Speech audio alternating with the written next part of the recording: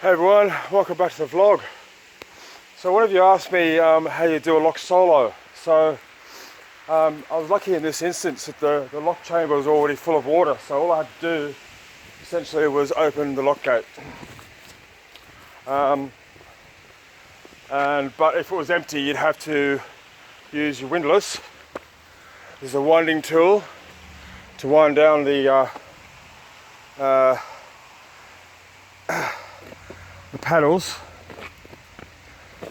which I'll show you in a second. And these are really hard to open because remember these weigh almost 2,000 kilograms, these gates. So some of them can be really hard to open and close. And you can see here, so we've got two paddles either side. So you basically, you've got to put your windlass in there and open them. There's gates on the bottom. I think they're called sluices, but there's little paddles underneath there that allow the water to flow into the chamber, into the lock chamber. It's a long-winded process doing it solo, and you've just got to be patient and take it real slow. So the next thing I'm going to do, this is what I do, is I get my center line and I just wrap it around one of the mooring things here, mooring pins. Bollards, that's the word I'm looking for. And so you can see my boat already moored up there.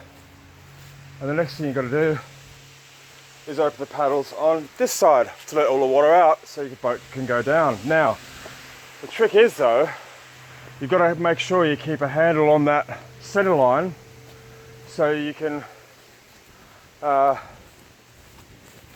when the water goes down you can keep the boat steady and in line where you can climb down this ladder to get onto your boat. If you lose that center line like I did back in where was it, back in Kidsgrove, it can be a real palaver trying to get onto your boat so you can take it out. So you can see here, I've just attached my windlass to the paddles here to open the thing. These are pretty hard as well, these are hard going, especially when we do lots of them. There is two, but I decided to just do one for now, just to demonstrate. It's kind of a bit hard trying to record and do a lock at the same time, but I'm trying my best, so just bear with me, yeah? So you can see now my boat's descending. All right. When the water goes out, it can create a little bit of the boat can move. That's what I'm trying to say. So I just tend to kind of pull on the center line to just bring it back a little bit.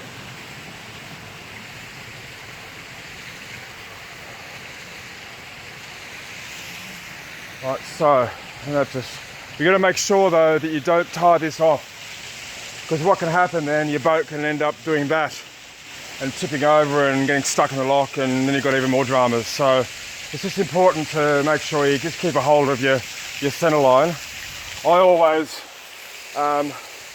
make sure I can see the center line, so I keep plenty of it nearby. If I see the rope getting to move and get too close to the edge, then I go and grab it. Right, so here again I'm winding up the paddle. Quite a few locks are built like this. You'll get others we have the paddle built in and there's like a channel or a tunnel underneath to let all the water out underneath or next to the lock. Once the water has drained out of the lock chamber, so it's level with water down below, then you just got to open the gates. Usually they're pretty easy. Some can be quite tough because they're quite heavy. Remember, you know, they can weigh up to like 2,000 kilograms each. But it's important to remember then to just going to try close the paddles. Like so. And then put the ratchet over to stop it And then I'm going to do the same the other side. So clamber over here.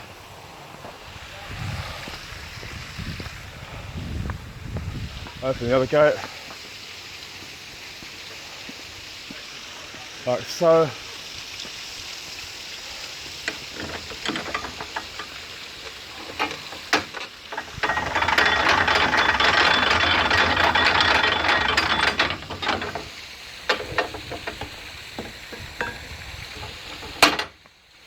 Right, now she's ready for me to climb down the ladder here. Right, remember I said before about the centre line. So you grab your centre line and you've got to pull your boat back, particularly this kind of boat because it's a set of cockpit, so I need to pull it back in line with the ladder and then I've got to climb all the way down there. Right.